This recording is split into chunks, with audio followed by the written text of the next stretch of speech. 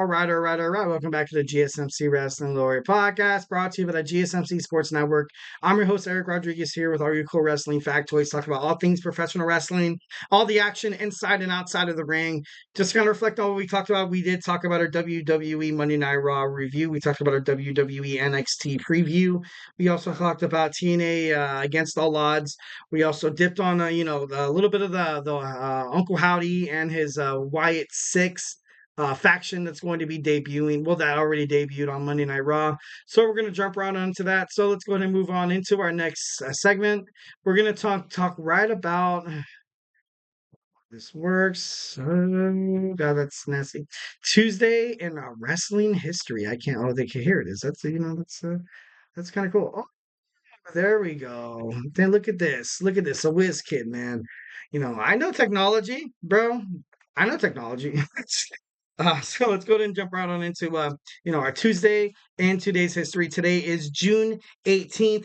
Let's jump into my DeLorean. Let's pretend like we are in Back to the Future. I'm Doc Martin. We're like 88 miles an hour. Grab my hand, Marty. Like, you know what I mean? Like, okay, now we are in 1995. 1995, WCW Great American Bash in front of 6,000 fans, only 6,000 fans, which is kind of crazy. Alex Wright defeated Brian Pillman. Harlem Heat defeated Dick Slater and also Bunkhouse Buck. Arn Anderson wins the WCW World Television Championship.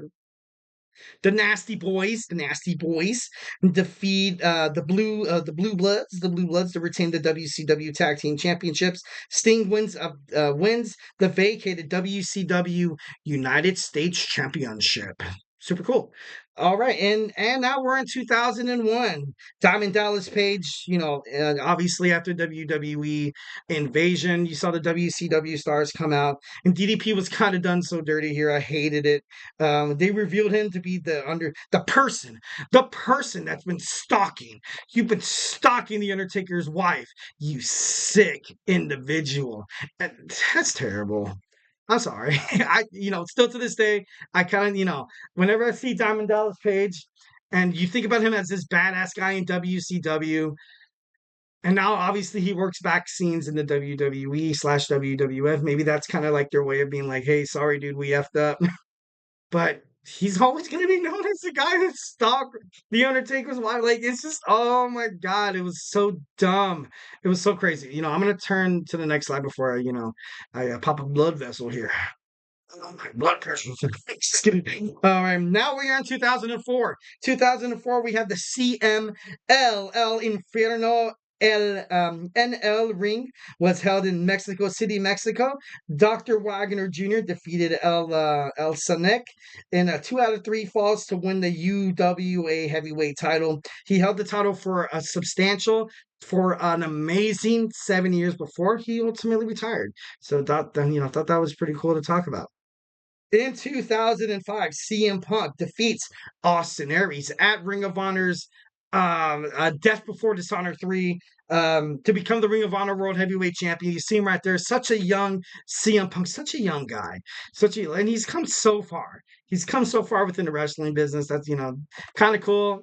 Kind of love ever since, I started really kind of looking, more into like a diverse, kind of more of like you're kind of like this, not alternate, kind of like this multiverse of wrestling. You kind of find out that CM Punk didn't debut in the WWE, wasn't sent to ECW in 2008 to try to put over a brand name that was going bankrupt, and the WWE kind of ultimately felt sorry for ECW. So like Vince McMahon was like, all right, let's just keep it. We'll keep all the rejects over there, like rejects.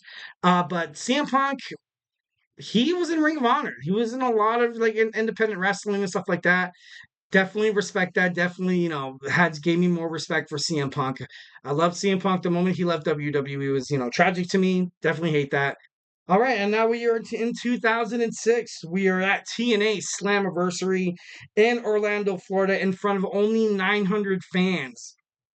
Back in 2006, you saw Team 3D defeat the James Gang. Kevin Nash defeats Chris Sabin. AJ Styles and Christopher Daniels defeats the America's Most Wanted for the NWA Tag Team Championships. Samoa Joe defeats Scott Steiner, and you saw Jeff Jarrett defeat Christian Cage, the Monster Abyss, Ron Killings, and also Sting in in the King of the Mountain kind of match. This kind of this is when TNA I felt like started peaking a little bit. I noticed, I feel like from the years of from the years of 2007 or 2008 to like 2013, I feel like these guys were like, obviously you had those guys. You had Samoa Joe, you had Chris Sabin, you also had Jay Lethal, you also had like so many names, Christian Cage. But I think Bobby Lashley made it to TNA, like I would say like around the 2011. I think that's when Bobby Lashley kind of came into the scene. You saw Kurt Angle. Brock Lesnar was this close. He was this close to signing with TNA. Imagine where TNA would be if Brock Lesnar signed and would have found, success there. The Monster Abyss, AJ Styles, it was good. This promotion was very, very good. You saw the Cowboy James Storm, Billy Gunn, Road Dogg. A lot of people from WWE kind of over there, right? And then you had Aces and Eights with then you had the LAX, the Latin America Exchange, like, and this goes on and on and on. A lot of cool things about TNA. Yeah, in 2006, you saw Slammiversary. All right, let's jump right on into our time machine and go to 2017, the WWE WWE Money in the Bank in St. Louis, Missouri, in front of 15,392 fans. You saw Carmella winning the women's Money in the Bank. Obviously, there was some kind of confusion because Daniel Bryan came out, didn't like how James Ellsworth came in and handed her the briefcase. He hopped up there, But then she fought the next night on SmackDown, then the following SmackDown, and she was able to win it. Obviously Mela is the money. Then you saw the New Day defeat the Usos by disqualification, no by count out. So, obviously no titles changed hands there. Naomi retained the WWE Women's SmackDown Championship against Lana. Jinder Mahal pinned Randy Orton to retain the WWE Championship. Then you saw Baron Corbin win his men's Money in the Bank Championship, which ultimately, failed because he tried cashing in on, I think it was John Cena, which was dumb, which was stupid. Kind of like Vince's way of getting back at Baron Corbin because according to like reports and stuff like that, like wrestling backs, I think it was Professional Wrestling Inside. I could be wrong. Don't quote me on that. But they had an altercation in terms, I think it was character development.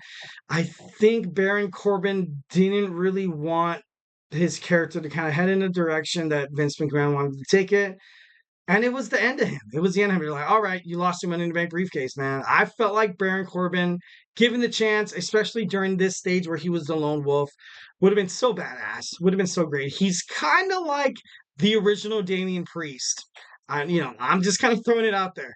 Obviously, I feel like obviously the lone wolf. Then you had Damian Priest, come from WWE NXT. You kind of have that vest, you have the long hair, you kind of have that rebel without a cause. I'm on my own against the wall. I'm on my own. I'm just kidding. No, I don't know how that, bounds to Bianca Belair's song. That's crazy. But no, I felt like they kind of destroyed Baron Corbin. Then you saw corporate Corbin come out, happy Corbin, broke Corbin, and it was just garbage. WWE garbage, bro. WWE garbage. So lastly, we're going to make a stop at 2018 where Dolph Ziggler defeats Seth Rollins in the opening match on Monday Night Raw to win his Intercontinental Championship for the 6th time. Very, very impressive. That's why I feel like, it was a huge mistake that WWE, well, Vince McMahon, kind of screwed over, and Pat Patterson, Joe Briscoe, kind of screwed over, Nick Nemeth and, everything that kind of came with, Dolph Ziggler, the most wanted man.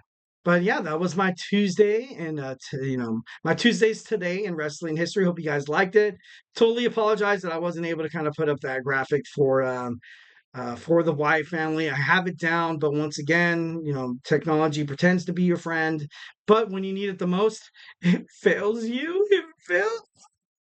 Anyways, thank you for tuning in to the GSMC Wrestling Laureate Podcast, brought to you by the GSMC Sports Network. Your support means a lot to us, so please remember to Superman punch that like and subscribe and follow button to the podcast, to the network.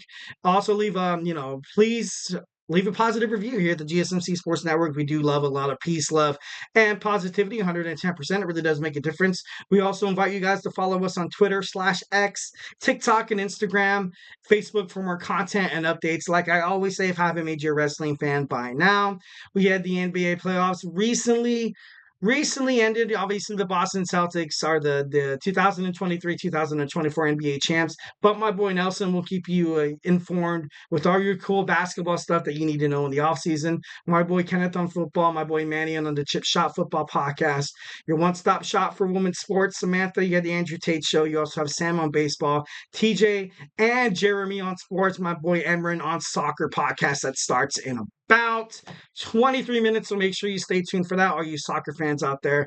I guess it's the summer of soccer or something like that. I wish I was more into soccer. I honestly wish I did. Definitely, I wish I can get more into that. Make sure you tune into Garrison show. He's going to cover the NHL game that happened tonight. You have the Edmonton Oilers winning tonight. Staying alive, staying alive, staying alive. Now it's a 3-2 series against the Florida Panthers, so it's only going to heat up from there. It's going to be absolutely crazy. So we also have Thomas on college football. Make sure you check up that. So honestly, guys, check out these badass podcasts with podcasters that has a passion for sports, that has a passion to kind of ultimately lead the fans down the right way. Like, it's 110% free here at the GSMC Sports Network. Follow this bloodline. We're not Fox Sports, we're not ESPN. We're not going to charge you guys for something that you love, for God's sakes. So be a part of this. Make sure you like and subscribe and follow the network. It's going to be absolutely badass. And once again, thank you so much and have a wonderful Tuesday.